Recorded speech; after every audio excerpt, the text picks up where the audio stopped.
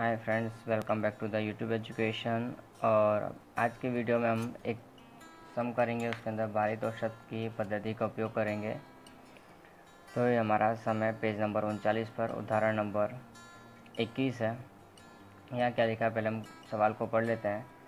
5 वस्तुओं में से 3 वस्तुएं ए, बी, सी के मूल्य में वर्ष 2010 के अपेक्ष में वर्ष 2015 में 90%, 120% और 70% जितनी वृद्धि हुई है। वृद्धि शब्द जब भी हमको दिखाई दे रहा है तो हम वहाँ प्लस का चिन्ह यूज़ करेंगे।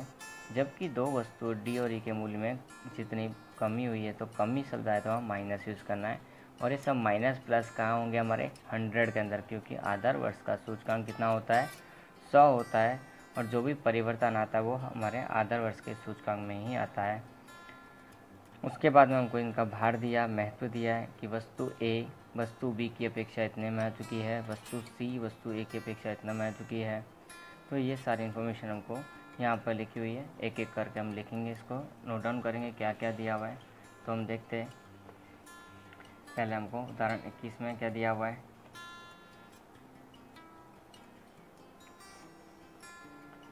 वस्तुएं दी हो तो पहले हम वस्तुएं लिखेंगे यहाँ पर।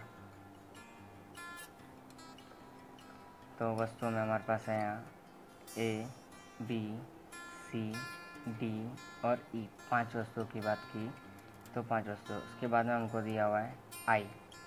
ओके, तो आई किस तरह से है वो हम निकालेंगे यहाँ पर। फिर हमको डब्ल्यू दिया हुआ होगा और आई डब्ल्यू हमको उन दोनों का गुणा कर करके निकालना है। आई देखो, सब में हम पहले 100 तो लिख देते हैं, क्योंकि आधार वर्ष का सूचकांक कितना होता है, 100 होता है। और हमने जैसे सवाल पढ़ा लिखा हुआ है कि 2010 यानी कि आधार वर्ष के सापेक्ष में 90%, 120% और 70% की वृद्धि हुई। किसमें, ए, बी, सी में क्रमशः, यानी कि ए में इतना 90, बी में 120 और सी में 70% की वृद्धि। वृद्धि यानी कि प्लस प्लस प्लस, वृद्धि यानी कि प्लस, ए, बी, सी तीनों के अंदर। ए में कितना है, 90%, बी में कितना 120% और सी में कितना 70%। तो हम इनको करके देखेंगे कैलसी में, तो कितना आएगा 190, 220 और 170। उसके बाद में हमारे जो दो लास्ट वाले हैं डी और ई, उसमें क्या हुआ है, 2% और 5% जितनी कमी यानी कि माइनस माइनस, 2% डी में और 5% ई में। क्रमशः बोला तो पहले डी फिर ई, तो 98 और 95 ये हमारे आई हो जाएगा। डब्ल्यू के लिए हमको लिखा हुआ है कि वस्तु ए वस्तु बी की अपेक्षा दोगुनी, पर हमारे पास वस्तु बी का महत्व हमको नहीं पता। तो हम क्या करेंगे, तो हम करेंगे कि वस्तु बी को हम मान लेंगे। तो एक हम यहाँ ब्रैकेट में लिख देंगे कि इसको हमने क्या है, माना है, दिया हुआ नहीं है। तो वस्तु बी का माना कि 1 है, तो ए का मूल्य बी, ए का महत्व बी की अपेक्षा कितना हो जाएगा, 4 गुना, यानी कि चौगुनी लिखा है। तो चौगुनी कैसे, 1 गुना चौगुनी यानी 4 से गुना करना है। गुनी यानी कि गुना 4, तो कितना हो जाएगा 4। वस्तु सी ए की अपेक्षा 6 गुनी महत्व की है। वस्तु सी ए की अपेक्षा 6 गुनी, तो वस्तु सी है वो ए कितना है 4, उसकी 6 गुनी यानी कि 6 से गुना करो, कितना आएगा 24। फिर डी और ई का महत्व वस्तु बी से 2.5 गुना, तो बी कितना है 1, उसका 2.5 गुना यानी कि 2.5 से हमको उसको गुना करना है। तो 1 गुना 2.5 और 1 गुना 2.5 कितना आएगा, 2.5 ही रहेगा। ठीक है, अब आगे हम क्या बोला है, आई डब्ल्यू, तो उन दोनों का गुणा करेंगे, 1976 होगा। 220 को 1 से करेंगे, यही आएगा। 170 को 24 से करना है तो कैलकुलेशन करनी पड़ेगी, 4080, तो हमको वहाँ 4080 लिखना है। फिर 98 गुना 2.5 बोला है तो 245 होता है। और लास्ट में हमारे पास 95 गुना 2.5 बोला है, वो होता है 237.5, तो 237.5 लिखेंगे। आई डब्ल्यू और डब्ल्यू दोनों को हम टोटल करेंगे, जो भी आता हो वो।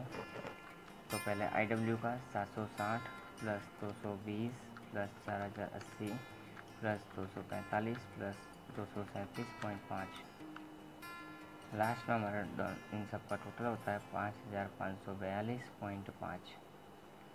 इस सब का देखेंगे तो 4 5 9, 4 और 1 5, 5 और 5 10, 34 हमारे सब का टोटल हो जाएगा। 10 और 24 34। निकालना क्या अब हमको यहाँ पर सामान्य सूचकांक। तो सामान्य सूचकांक जब हमको निकालना है और IW वाली मेथड है तो उसको भारित औसत की पद्धति बोलते हैं। तो यहाँ होगा सिग्मा IW बटे सिग्मा W। तो 55 42.5 बटे 34। तो 55 42.5 बटे 34 करेंगे, हमारे पास आएगा 163.01। ये हमारा सूचकांक हो गया। ठीक है, अगर इसके अंदर अर्थघटन करने का बोला हो तो हम आगे कुछ करेंगे, लेकिन जब तक नहीं बोला है हमको एक्स्ट्रा कुछ करना भी नहीं है। तो इस तरह से हमको इसमें पहले भार निकालना होता है, सूचकांक निकालना होता है। कैसे निकालते हैं वो प्रतिशत की वृद्धि कमी के ऊपर से डिपेंड करता है।